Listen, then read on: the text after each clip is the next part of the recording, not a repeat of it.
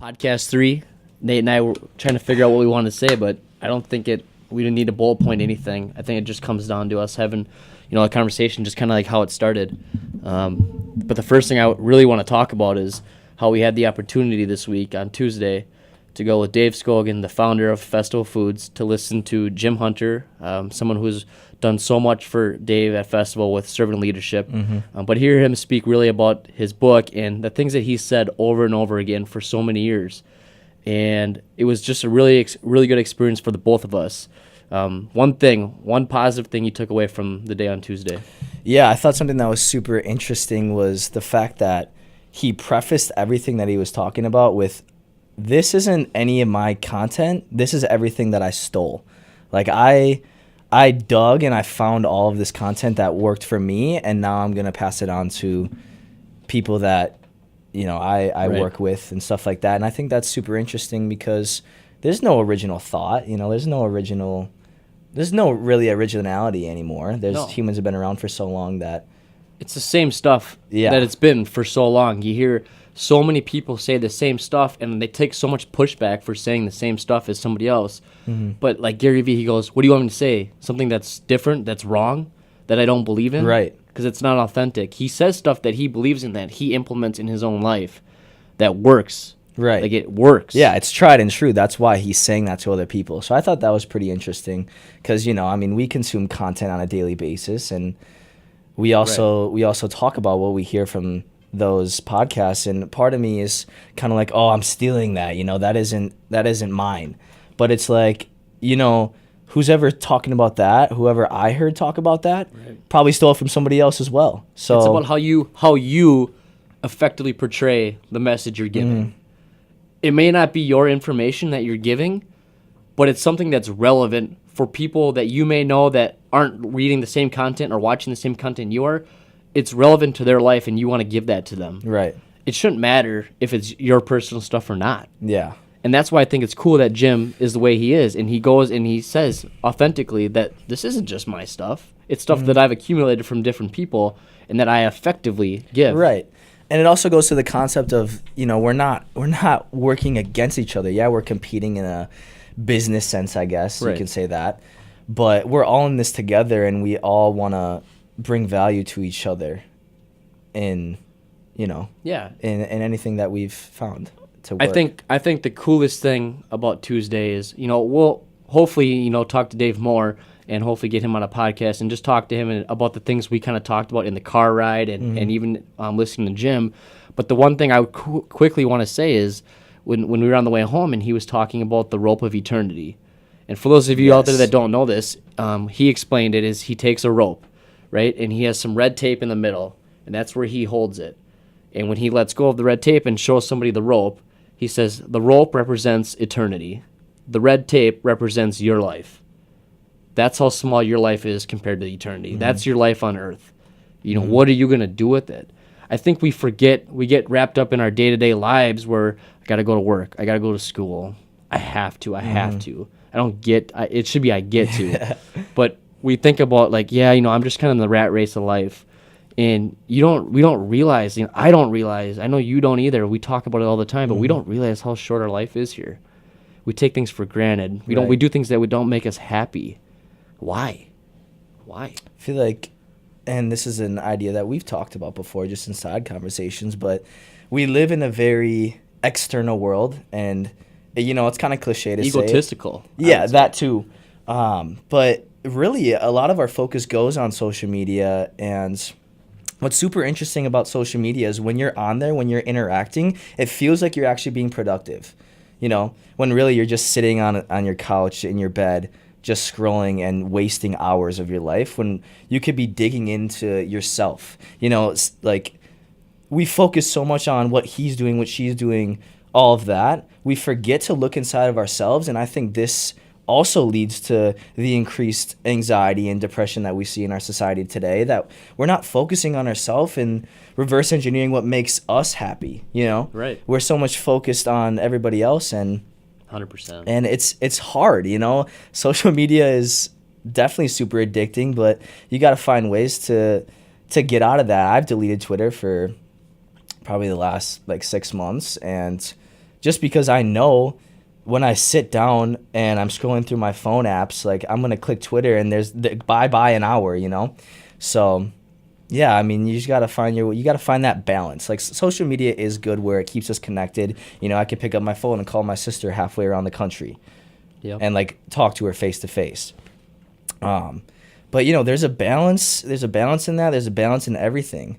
So you just got to find that happy medium, and Skogen even touched on that. It's kind of funny that come up, just the happy medium of even leading as well. Like you want to challenge people, but you also want them to feel comfortable with you enough to talk to you about challenges they're having in their life. But you also can't be super easy on them. You have to motivate them and push them outside of their comfort zone. Otherwise, they're not going to grow. So it's finding that happy medium in all aspects of life. Well, we talked about being like an active communicator, meaning like you're constantly focused on the person. You're not thinking about what you're going to say next. Mm-hmm. And just right there, I kind of broke that. And I was trying to think about what I was going to say next, and I hate that I do that. And I know that so many people do it and they regret doing it. Why is it we're always worried about, what we're going to say next? I don't know. I'm just thinking about, my thought is like, what are we going to name this podcast? Like, what is this episode 3 going to be named? Because we're kind of just talking. And I think that that's really cool. But I was like, what are we going to do this when? You just said leadership. We talked about the rope of eternity. And I think the cool thing is that we're trying to, embrace anything that we want to talk about. And what's really neat about that is we could literally say anything we want, and it has some kind of relevance in somebody's life. Mm-hmm. And so I think that the rope of eternity thing is really cool to talk about. I think about the leadership stuff that we want to talk about. That was really cool. But there's just so many different things we want to do, and we don't know where to start or what to do. Mm-hmm. And this leads me into my next point is we get so worried about trying to figure out who we are. Trying to figure our lives out. You're 20, I'm 21, and I think I'm supposed to have my life figured out. I don't. It should be when we think we have our life figured out is when we should be a little unhesitant and be like, we're too comfortable. Mm-hmm. And I don't want to have my life figured out. I want to feel lost because I know I'm growing and I'm discomfort. Yeah. And I'm very uncomfortable. And you're searching, you're finding your way through that. Yeah.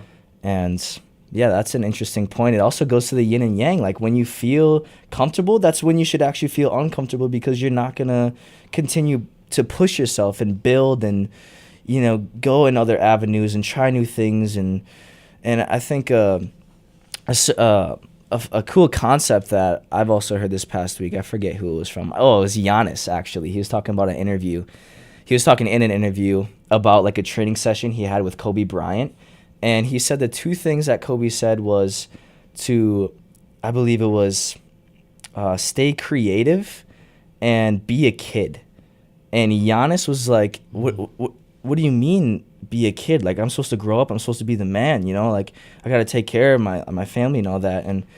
And Kobe's perspective of that was like, no, be a kid in the sense that you're creative and you're asking questions and, you're playing, like don't take life too seriously. Just be playful. And I thought that was a super interesting concept coming from Kobe. Like that's a total, Yeah. Before I get into, really what I want to say off of that is pretty sure I heard a camera just turn off in the back here. So technical difficulties, and that's using equipment that we have no idea how to use again.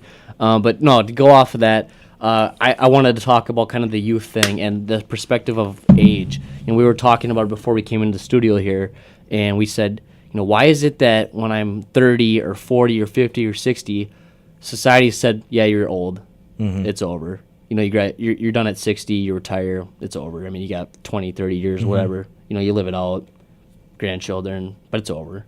Right. It should never be older. Never be over. I think I told you out here, I said, if I can consume one piece of content from Gary Vaynerchuk the rest of my life, it would be on his videos on the perspective of age. Because he's like, I'm 40 and I think I'm just starting. I'm a baby. I'm figuring it out. Well, when you think about it in perspective, the average age is what, like 82? It was like 78. I think it's like 82 now. Yeah. And when you think about it, he literally is only halfway average. How is that over? Yeah. Why do people say it's over?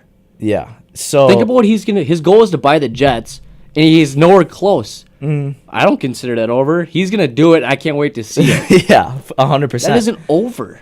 And that also plays off the concept of, get your dreams and get your goals and get everything at such a level where you're not thinking about your age. You're thinking about, I want to buy the Jets, bro. Like, Yeah. I'm 40, but I'm going to buy the Jets, and it's going to be awesome, and we're going to win Super Bowls. We're going to make Brady and Belichick look like little girls.